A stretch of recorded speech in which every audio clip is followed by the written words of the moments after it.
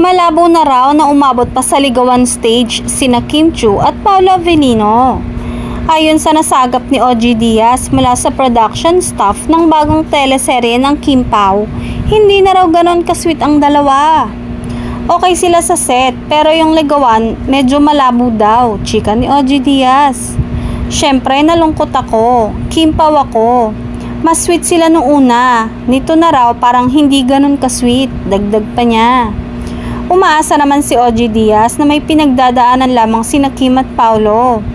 Sana sila pa rin magkatuluyan kasi talagang gustong gusto ko sila. Ang problema, parang hindi na raw ganon ka-intense yung feelings ni Kim Chiu towards Paolo dahil si Paolo talagang passionate sa acting.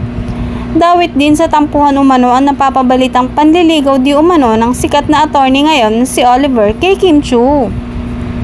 Sa interview kasi ni entertainment reporter MJ Felipe, tinanong niya si attorney Oliver kung totoong may crush siya kay Kim. Say niya, "I've always thought Kim was such a pretty person, also from Cebu. I guess you can say that." Tinanong din si attorney Oliver kung nanliligaw ba siya kay Kim. Aniya, "I don't think it's fair that I speak about that without her permission. Sorry, I hope you understand. Kim is pretty nice." Pwede ngang sumagot ito ng hindi kung hindi talaga, ngunit ang sagot ay alanganin sa oo.